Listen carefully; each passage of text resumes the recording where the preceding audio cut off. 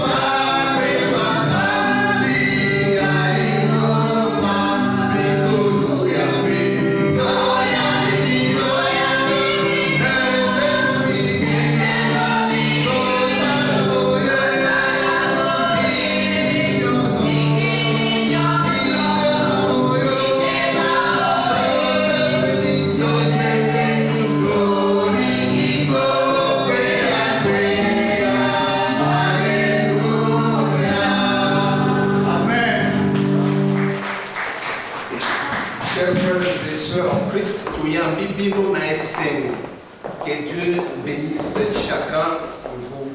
Amen. Amen.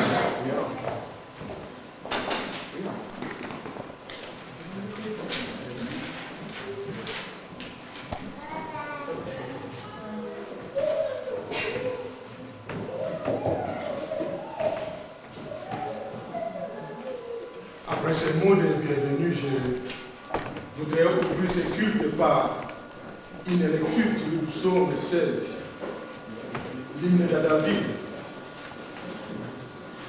Vous savez, chers frères et sœurs, Jésus-Christ nous rassure cet après-midi et il nous dit qu'il est la résurrection et la vie. Celui qui croit en lui vivra quand même, il serait mort. Et quiconque vit et croit en lui ne mourra jamais. Et David s'adresse au Seigneur en ces termes: garde-moi, ô Dieu, car je cherche à toi mon refuge. On me lève. L'Éternel est mon partage et mon calice. C'est toi qui m'assures mon lot. Un héritage délicieux m'est déchu. Une belle possession m'est accordée. Et David continue: j'ai béni l'Éternel, mon conseiller. Et mon corps repose en sécurité, car tu ne livreras pas mon âme au séjour des morts. Tu ne permettras pas que ton bien-aimé voie la corruption. Tu me feras connaître les sentiers de la vie. Il y a d'abondantes joies devant ta face, des délices éternelles à ta droite. Oui, chers frères et sœurs, nous avons voulu associer cette fête de Pentecôte à ce culte d'action de grâce, et vous comprendrez pourquoi lorsque nous allons poursuivre le déroulement normal de ce culte. Que le Seigneur vous bénisse.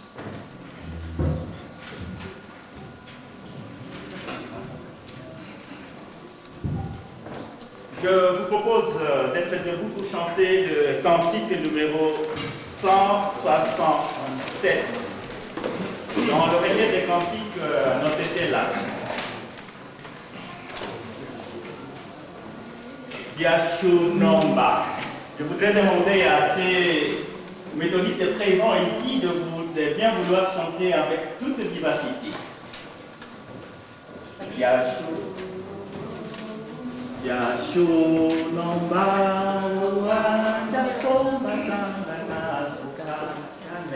Ensemble.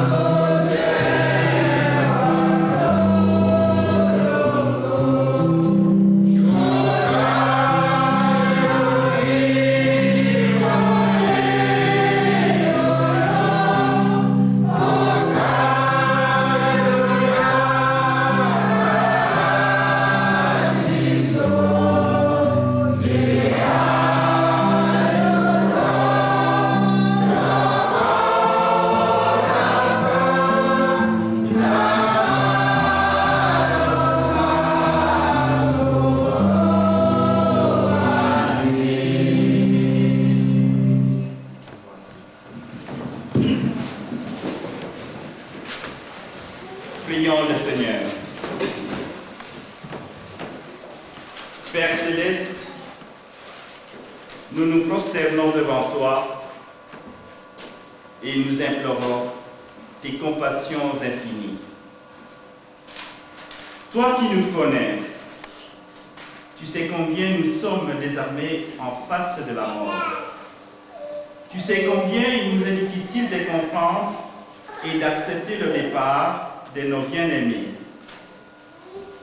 Tu as pitié de nos pauvres cœurs qui voudraient garder tous leurs trésors et dans nos détresses qui ne nous laissent jamais seuls.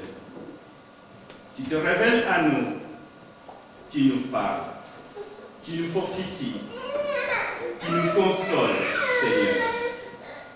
Nous croyons que tu es tout pour nous, sur la terre et dans le ciel. Que rien, pas même la mort, ne peut nous séparer de l'amour que tu as témoigné en Jésus-Christ. Dieu de toute bonté, nous te supplions d'avoir pitié de nos frères et de nos sœurs, de la famille écologique de Monseigneur Chomou dans le deuil. Nous te supplions également d'avoir pitié de ton Église méthodiste qui a perdu l'un de ses bergers. Oui, Seigneur, tu accordes ta paix à ceux qui sont morts dans la foi. Fais grâce à nous qui restons d'accepter ta volonté d'un cœur.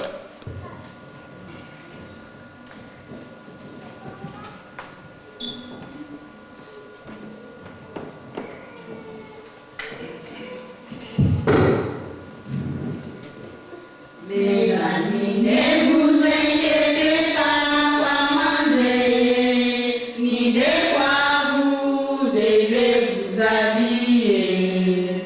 Mes amis, ne vous inquiétez pas quoi manger, ni de quoi vous devez vous habiller. Car c'est pour nous dont vous avez besoin, vous donnez demandez, car c'est tout dont vous avez besoin, vous donnera si vous lui demandez. Mes frères et sœurs, soyons tous les enfants de Dieu, à nous aimant les uns et les autres. Mes frères et sœurs, soyons tous les enfants de Dieu, à nous les uns et les autres. Cherchons d'abord le royaume de notre Dieu. Toutes ces choses nous seront données. Cherchons d'abord le royaume de notre Dieu. Toutes ces choses nous seront données. Oui, mes frères en Christ, cherchons d'abord le royaume et la paix de Dieu. Oui, mes frères en Christ, cherchons d'abord le royaume et la paix de Dieu. Oui, par l'amour de Dieu, toutes ces choses nous seront données par-dessus.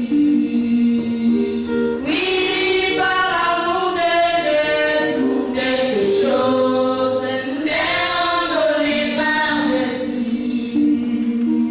Oui, mes frères en Christ, cherchons d'abord le royaume et la paix de Dieu. Oui, par l'amour de Dieu, toutes ces choses nous seront données par-dessus.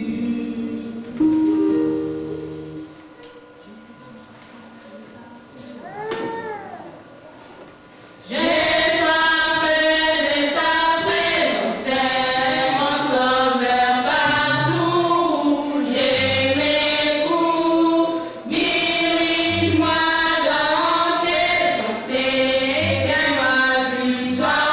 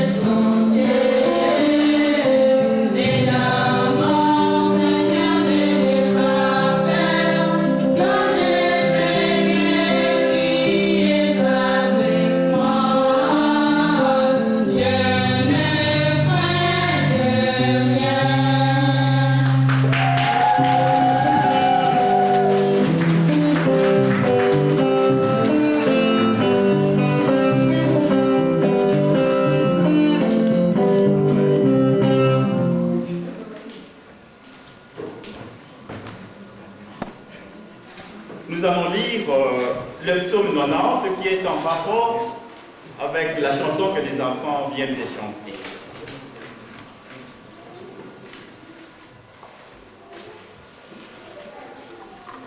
Seigneur, tu as été pour nous une retraite d'âge en âge. Avant que les montagnes fissent naître et qu'aient formé la terre et le monde, d'éternité en éternité, tu es Dieu. Tu réduis l'homme en poussière. Tu dis, fils d'Adam, retournez à la terre, car 1000 ans sont à tes yeux comme le jour d'hier qui est passé, comme une vieille dans la nuit. Tu les emportes, ils sont comme un songe, ils sont comme une herbe qui naît le matin. Elle fleurit le matin et elle sèche. Tu as fait passer devant toi nos iniquités et devant la lumière de ta face, nos fautes cachées. Tous nos jours s'évanouissent devant ton courroux. Nos années disparaissent comme un souffle. Les jours de nos années s'élèvent à 70 ans.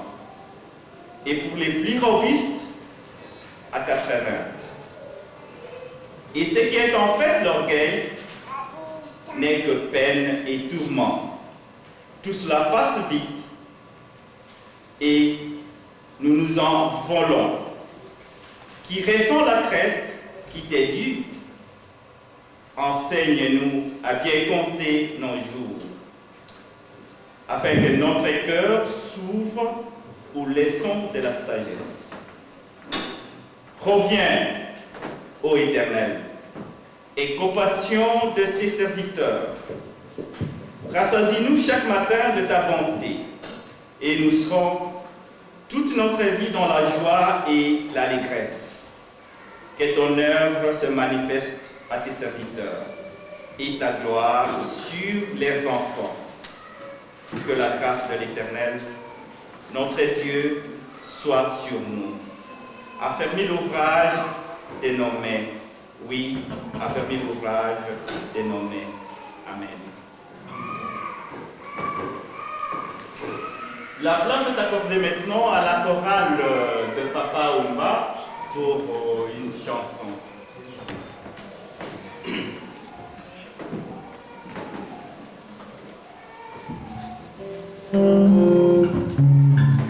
Amen, peuple de Dieu. Amen. Je vais chanter pour la gloire de mon Seigneur.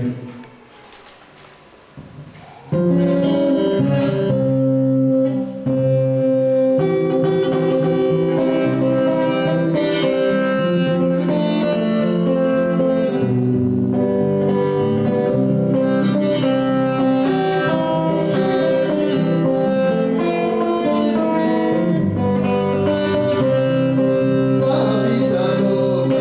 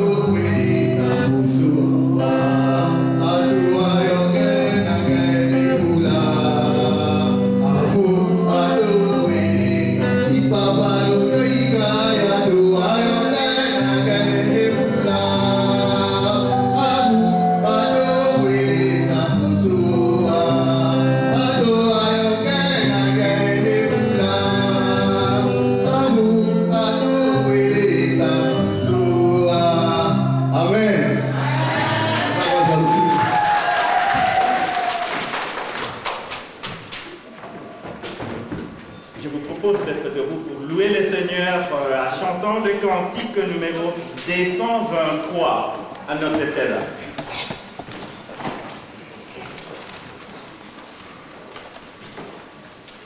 Je voudrais vous rappeler, c'était cantique de circonstance. Nous allons le chanter doucement. La mélodie, je vous rappelle, Lungelo Kazanti. 223. Ah oui, 223, je m'excuse. 223.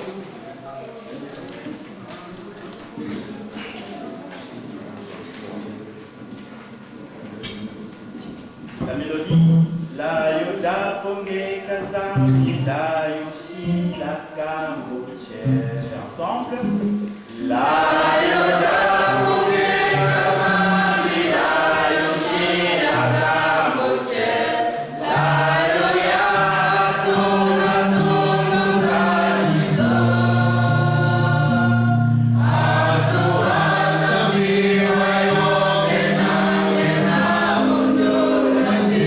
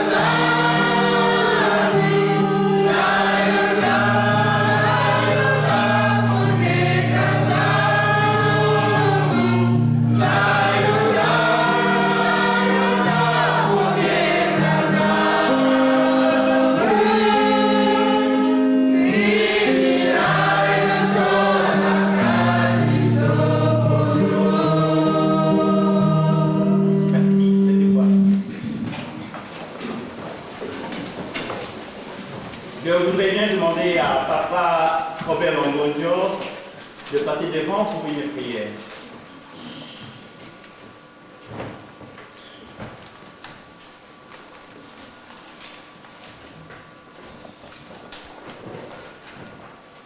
Prions le Seigneur.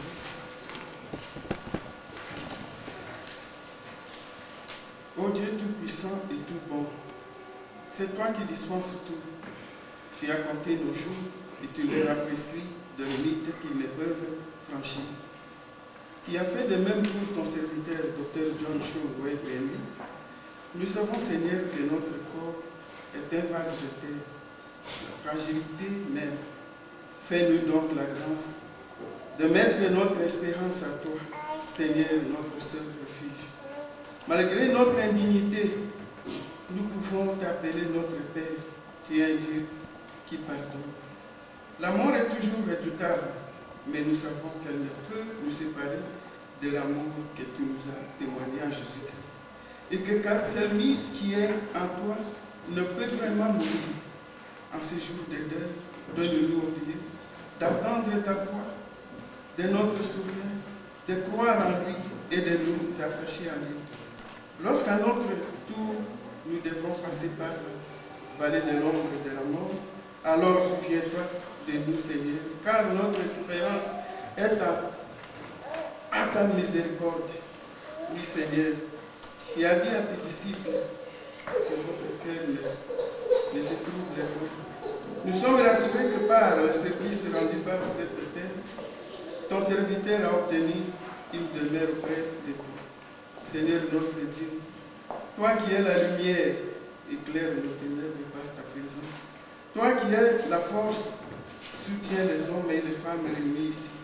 Oui, Seigneur, soutiens ceux qui, sans toi, chancellent.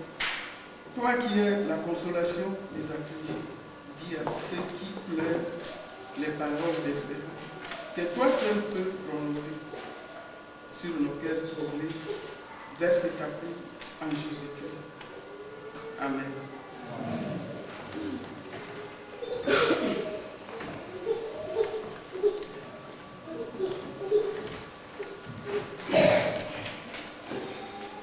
Comme les enfants nous ont chanté, les mamans méthodistes, ce sont les mamans qui savent aussi bien chanter. La place leur est accordée pour une chanson. Je voudrais aussi rappeler au papa, après les mamans, nous allons aussi chanter les cantiques numéro 221. Alors je demanderai au papa aussi de passer devant pour pouvoir chanter. La place est accordée aux mamans.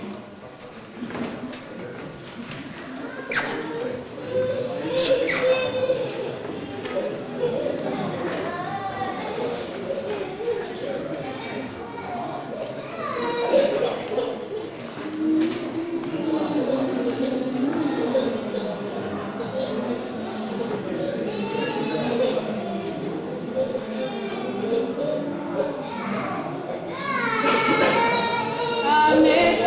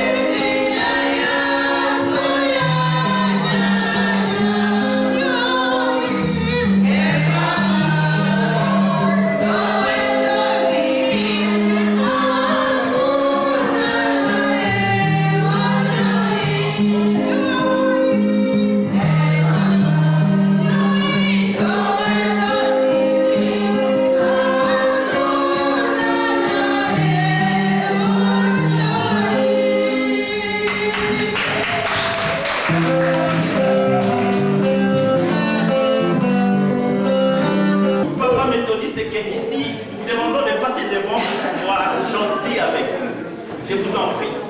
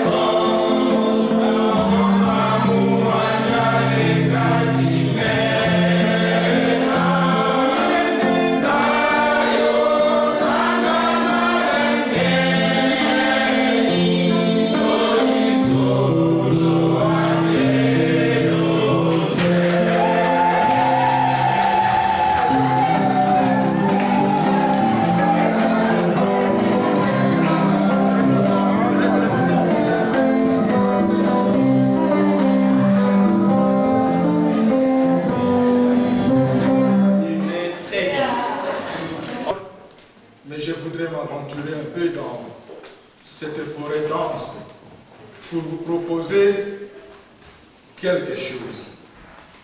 J'ai tiré quelques passages de l'évangile de Jean dans ce fameux dialogue entre Jésus et Marie avec sa sœur Marthe. Et de cette lecture, j'ai voulu faire seulement 2 versets importants. Jésus lui dit, « Je suis la résurrection et la vie. Celui qui croit en moi vivra, même s'il meurt. Et quiconque vit et croit en moi ne mourra jamais. » Prions. Seigneur notre Dieu, ta parole est la vérité. Sanctifie-nous dans la vérité. Amen. Oui, chers frères et sœurs, en ce jour de la Pentecôte, où les chrétiens du monde célèbrent les dons du Saint-Esprit aux apôtres, nous sommes réunis ici pour célébrer la victoire de la vie sur la mort, en souvenir de notre Père, notre grand-père, notre arrière-grand-père, notre pasteur, mais surtout notre évêque, qui était le premier évêque noir de l'Église méthodiste au Congo central. Je vais citer le docteur John Shomwen, et pour les intimes, John Wesley. Cet évêque nous a quittés le 9 mai de cette année, après avoir travaillé beaucoup pour le Seigneur. Mais je voudrais revenir un peu en arrière pour ceux qui ne possèdent que des notions vagues de l'existence de l'Église méthodiste du Congo central. Je voudrais vous donner quelques précisions importantes. L'implantation et l'expansion de l'Église méthodiste au Sankuru ne se sont pas faites de manière anarchique. Elles suivent le cheminement de l'œuvre apostolique après la mort de Jésus, car tout a commencé par un réveil spirituel organisé entre le village au Congo, pour ceux qui connaissent bien la région, et la cité de Goma, l'une des résidences de l'évêque Shombo, située à la rive droite de la mission méthodiste de Wembonyama.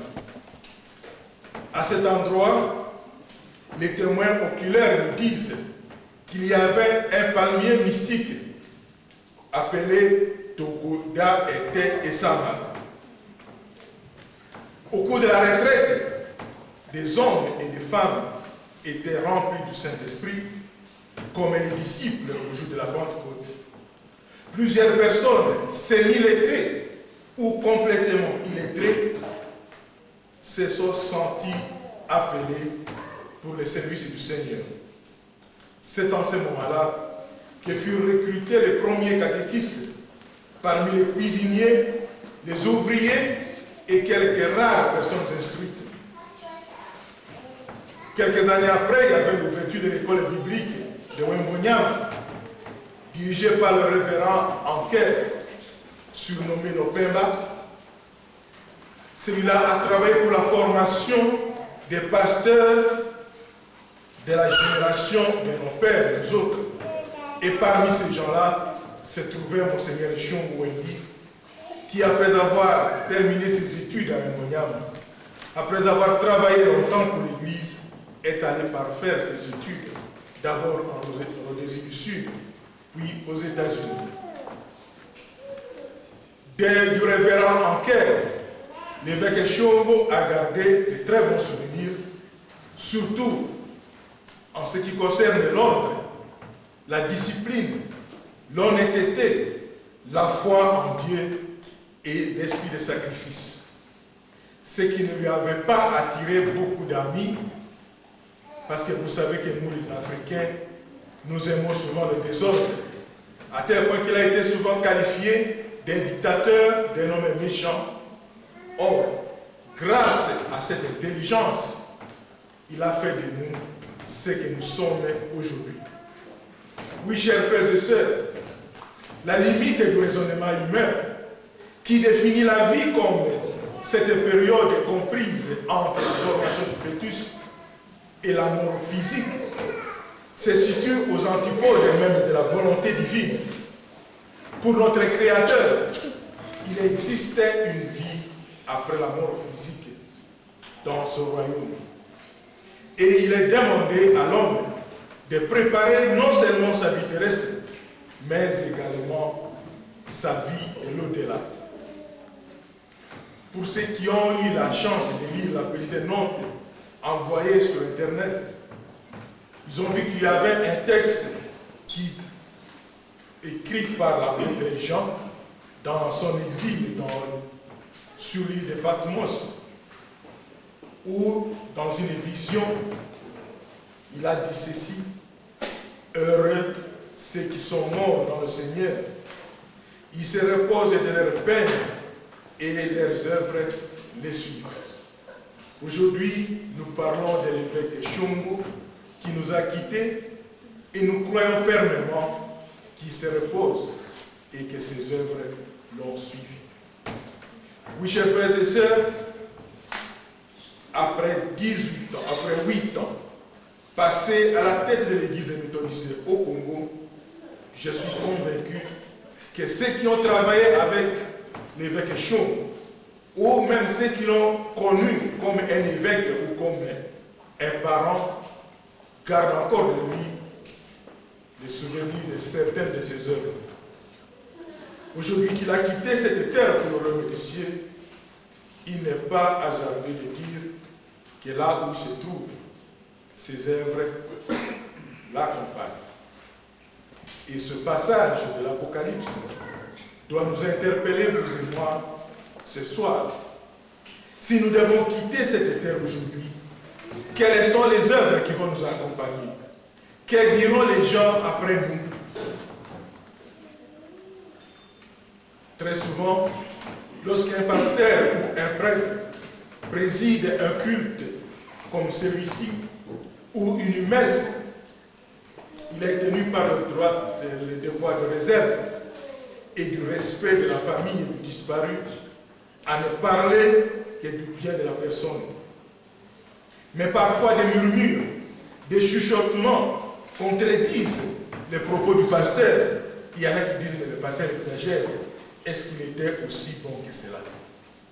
Quelles sont les œuvres que vous allez laisser sur la terre et quelles sont les œuvres qui vont vous accompagner? Oui, mon frère et ma soeur, les deux versets bibliques que j'avais tirés de l'évangile de Jean et qui ont été lus ce soir figurent parmi les écrits qui font rire. Certaines personnes se demandent même pourquoi le Fils de Dieu s'est mis à prononcer des paroles qui ne tiennent pas debout. Lorsque Jésus dit « Celui qui croit en moi vivra même s'il est mort. Celui qui vit et qui croit en moi ne mourra jamais. » Les gens se disent « Quel mensonge !» La première attention serait de dire que Jésus-Christ est trompé. L'autre consiste à penser que Jésus n'a pas prononcé ces mots. Croire en Jésus et ne pas mourir. Croire en Jésus et vivre même si l'on est déjà mort. Quelle phrase difficile à expliquer. L'observation immédiate de notre entourage, de notre famille, de nos amis et connaissances. Les textes bibliques qui évoquent les noms des patriarches, des prophètes, des apôtres et même des fervents chrétiens d'aujourd'hui prouvent le contraire, car tous sont morts. Est-ce que les paroles de Jésus ont une importance? Ce soir, je voudrais vous dire que ce raisonnement est purement humain. Il s'articule autour de la vie comme un espace compris entre la naissance et la mort physique. Or, pour vous et pour moi, pour nous les chrétiens, la vie continue dans le royaume de Dieu, la vie continue dans l'au-delà. Et ceci n'est pas seulement un texte biblique ou une pensée de Jésus, car même dans nos traditions, la mort est considérée souvent comme un changement de lieu. Et nos ancêtres, disons-nous quelquefois, sont là, cachés quelque part dans la brousse, en train de veiller sur nous. Jésus-Christ, notre Seigneur, l'a dit lui-même à ses disciples. Lorsqu'il a annoncé sa mort prochaine, il a vu que ses disciples tremblaient, que ses disciples avaient peur. Et Jésus leur dit que votre cœur ne se trouble point. Il y a plusieurs demeures dans la maison de mon Père. Moi, je vais vous préparer une habitation. Et vous, après votre mort, vous viendrez vivre là où je serai. Chers frères et sœurs, lorsque nous aurons quitté cette terre pour rejoindre le Seigneur Jésus-Christ dans son royaume, nous n'allons pas laisser nos œuvres terrestres. Ces œuvres nous accompagneront. Elles seront comme les trophées que nous avons obtenus après une lutte, après un combat contre Satan et ses œuvres. Je vais vous préparer une habitation, dit le Seigneur. Mais je voudrais vous informer ce soir que cette vie de l'au-delà, nous la préparons dès ici-bas. Monseigneur Chombo a déjà préparé la sienne. Il est aujourd'hui seul responsable de ses actes dans la présence du Seigneur. Pour cette raison, nous sommes pas réunis ici pour intercéder en faveur de Monseigneur Chombo auprès de Dieu. Nous ne demandons pas à Dieu de pardonner ses fautes. Notre but est surtout de nous encourager et de nous consoler pour cette disparition. Également, nous aimerions profiter de cette occasion pour admirer la foi et l'œuvre de l'illustre disparu et pourquoi pas imiter tout ce qu'il a fait de bon sur cette terre. Oui, en sortant de cette église ce soir, je demanderai à tout et chacun de revisiter la manière dont il prépare sa vie terrestre et sa vie de l'au-delà. À nous de nous interroger également concernant ces œuvres qui nous suivront dans le royaume de Dieu. Croire en Jésus-Christ et vivre même après la mort, voilà ce que le Seigneur nous promet. C'est lui qui croit en moi. Même s'il meurt aujourd'hui, il aura la vie éternelle. Et comme tout ce qui promet s'accomplit, soyons rassurés ce soir que la foi en Jésus-Christ, c'est le gage même de notre salut. Oui, je parle de la foi en Jésus-Christ, parce qu'il y a aujourd'hui une certaine religiosité contemporaine qui développe ce que je nomme aujourd'hui la foi au pasteur. Oui, dans certaines communautés que j'hésite à appeler chrétiennes, le pasteur est devenu, pour la plupart des cas, le vendeur de miracles. C'est un monsieur qui connaît tout. C'est le chemin obligé pour être en contact avec Jésus. C'est un monsieur qui prédit l'avenir, qui guérit, qui soigne. Et en ce moment-là, essayez de dialoguer un peu avec nos croyants. Il vous dira, le pasteur m'a dit ceci, le pasteur m'a dit cela. Et sur 10 phrases, je crois qu'il n'y aura qu'une seule phrase où il va citer le nom de Jésus. Ce n'est pas de cette foi-là qu'il s'agit ce soir. Croire en Jésus-Christ et avoir la vie éternelle. C'est le chemin obligé pour vous et pour moi, pour la préparation de notre vie de l'au-delà. Oui, mon frère et ma soeur, en ce jour de la Pentecôte, mon souhait le plus cher est de voir l'Esprit Saint descendre sur vous, comme il a été avec les disciples de Jésus à Jérusalem et avec la première communauté méthodiste à Wembonyama, parce que être méthodiste ou être chrétien, c'est d'abord croire en Jésus-Christ. Être méthodiste ne signifie pas occuper un poste, mais c'est de croire d'abord en Jésus-Christ. Être chrétien, ce n'est pas d'être d'abord pasteur et faiseur des miracles, mais c'est de croire en Jésus-Christ. Nous avons beaucoup chanté, nous avons beaucoup prié. Je ne vais pas abuser de votre patience, je vous laisse tout simplement ces paroles. Vous voulez avoir la vie éternelle, croyez en Jésus-Christ, car il y a une vie après la mort. Amen. Amen.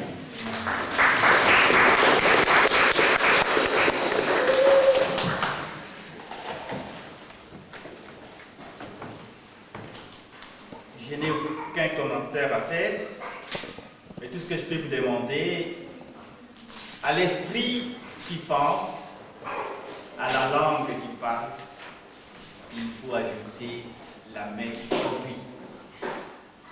Ce dont je peux vous demander, c'est de pouvoir mettre en pratique ce que le pasteur vient de nous prêcher. Nous allons chanter le cantique de circonstance. 226. Je dis bien cantique de circonstance. Quelle circonstance? Son Excellence Monseigneur Lepuy avec nous. Alors je voudrais vous demander de chanter ces cantiques en voix basse. L'école au ménage. Jungidi fulani la ne bukaka oteketa wateketa mioso. Kene kanyo mami Monseigneur wa Kisu ayaki mafutu unyashungu ambubile lu dikuli diaki. Usambone wala sumimba ilu usambu watutimba ka la maya la su litano. Sutimba usambone la yema yokechi. Alors, qu'est-ce que yanga minyo lomba ya sumimba usambwa. Mélodie kwa usambu iko kuhoni. Njila yema toluku nyayo kimba njila ukatami bila yema yokechi. Ya shumbo fo circonstance ya uhoni ya pia la karakasi. Longelo kololo